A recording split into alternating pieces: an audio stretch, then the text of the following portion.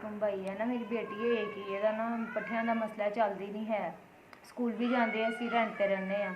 8000 ਰੁਪਏ ਅਸੀਂ ਕਿਰਾਇਆ ਦੇਨੇ, ਇਹਦੀ ਦਵਾਈ ਚੱਲਦੀ ਪਈ। ਡਾਕਟਰ ਨੇ MRI ਕਿਹਾ ਹੈ, ਉਹ ਹੁਣ ਹੈ 12000 ਰੁਪਏ ਦਾ। ਤੇ ਅਗਰ ਕੋਈ ਹੈਲਪ ਹੋ ਸਕਦੀ ਹੈ ਤੇ ਮਿਹਰਬਾਨੀ।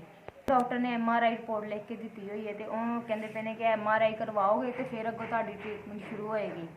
ਤੇ ਮਿਹਰਬਾਨੀ ਅਗਰ ਕੋਈ ਹੈਲਪ ਹੋ ਸਕਦੀ ਹੈ MRI ਵਾਸਤੇ, ਰਿਪੋर्ट वास्ते तो फिर वो डॉक्टर कहते अगों ਇਹਦਾ ਪੱਠਿਆਂ ਦਾ ਇਲਾਜ शुरू होएगा। बच्ची के इलाज वास्ते ना थोड़ी जी मेरी साथ दो, मेरा थोड़ी बड़ी मेहरबानी ताकि मेरी बच्ची का इलाज हो तो चल सके। बहुत जी मेरे मियाँ रिक्शा चलाते हैं तो असीं किराए पर रहने पे 8000 रुपये असीं किराया दे रहे हैं। साडा सेहत कार्ड बनया सी लेकिन वो हुण बंद हो गया तो उहदे तो असीं इहदा बच्ची का ना इलाज करवा रहे सी। सानूं किसी ने दस्सिया कि सेहत कार्ड दे ना इलाज हुंदा है ते लेकिन हुण बंद हो गए ने, हुण नहीं चलते पे। तो सेहत कार्ड तो ही यदा इलाज चलता पाया सी ते हुण पता चलिया कि बंद हो गए हैं। हाँ जी असीं परेशान होकर घर बह गए कि हुण असीं की करिए।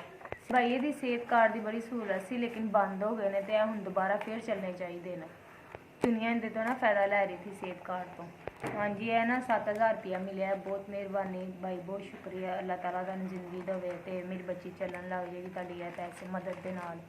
तो बहुत शुक्रिया जी। जिन्हें भी भाई मदद की ना बहुत मेहरबानी। मैं इंशाल्लाह अपनी बच्ची का MRI करवा लाँगी कुछ पैसे होर डाल के। तो अल्लाह ताला भाई तुहानूं जिंदगी देवे, बहुत शुक्रिया तुहाडा, मेहरबानी। तुहानूं जिंदगी देवे, तुहाडी खैर होवे तो अल्लाह ताला तुहाडे माँ बाप नूं जिंदगी ते तंदुरुस्ती देवे। बहुत मेहरबानी तो शुक्रिया तुहाडा भाई। SVS तुहाडी मेहरबानी, तुसीं इह इमदाद साडे तक